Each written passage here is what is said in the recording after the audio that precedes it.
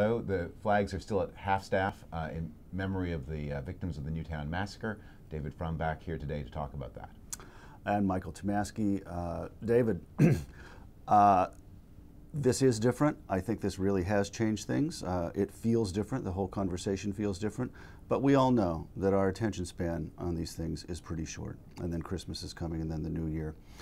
Obama has to step up, I think, starting now. I think starting this week, he has to step up and start talking about what exactly he's going to do, what meaningful action constitutes.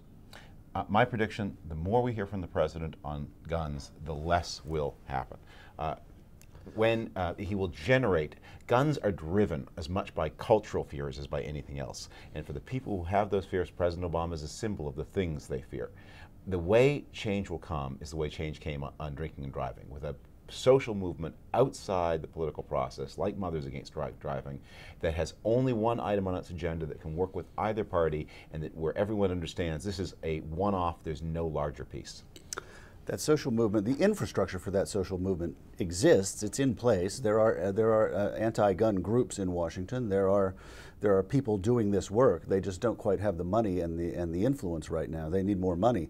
But I think if they exist, if they build up, I don't think Obama gets in the way necessarily. I really believe that there's a critical mass of public opinion out there in the country right now that's ready to do something about this, that's ready to accept the idea that a sportsman is not threatened by a ban on some of these crazy semi-automatic rifles. My own view is that trying to ban categories of weapons, it was tried in the 1990s, and it really failed because it puts the law in a race with technology. These are weapons that have become dramatically more effective. Tell the gun makers what kind of guns they cannot make, and they will figure out what kinds of guns they can legally make. The reform ought to take this shape. It ought to be about tightening the license requirements that determine who can have a gun and who cannot. The Supreme Court in Heller laid out a lot of scope for states to do that. That's the way to go. And if you don't have a license to carry your gun and you're found with one, the punishments should be severe. But don't look for categories of weapons. That's going to be counterproductive. I want to talk about some of our ideas about this, but first I want to just ask you a question about Republicans. Okay, so Joe Manchin came out yesterday, changed his mind. Mark Warner indicated he could change his mind. Are there any Republicans on the horizon, any, who are going to be willing to make the obvious statement and change of heart in response to this? Well, as the Republican Party has become weaker in suburbs in the Midwest and Northeast, it's become harder. Somebody reminded me, maybe it was you, that there were 38 Republicans who voted in favor of the Brady bill back in, was that 1993? 93. But they came from constituencies that just aren't represented by Republicans anymore. I think there are still a couple of Republicans from New York. I don't think there are any Republicans from Connecticut. Connecticut will be the center place of this. So it is a sign of how the Republican Party has changed. But will there be Republicans in the country? Is gun enthusiasm really part of the DNA of the Republican Party rank and file membership and donors? I don't believe that's so.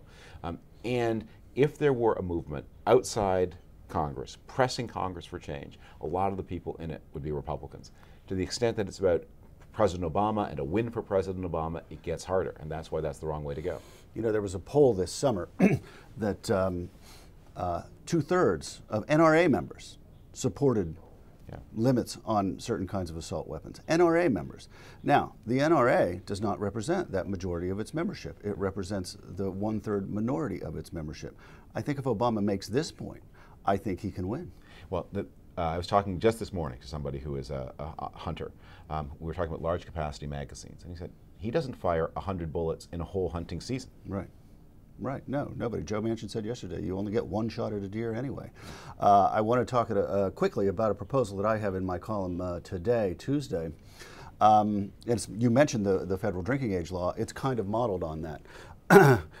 I take the language of the Second Amendment literally, a well-regulated militia being necessary to the defense and preservation of a free state. Let's say that every legally registered gun owner in a state is a member of that state's well-regulated militia. And the federal government can pass a law saying, states, pass regulations for this militia, and if you fail to do so, you lose 10% of your federal law enforcement money. I want to play the man and not the ball and say this. You want to carry a gun? Get a license. You want a license? Pass an exam, produce letters from both a physical and a mental health doctor attesting that you are of sound mind, and you must buy liability insurance against the improper use of the weapon. I like insurance. I like that idea. I think this issue is going to be around, and we'll talk more about it. Thanks.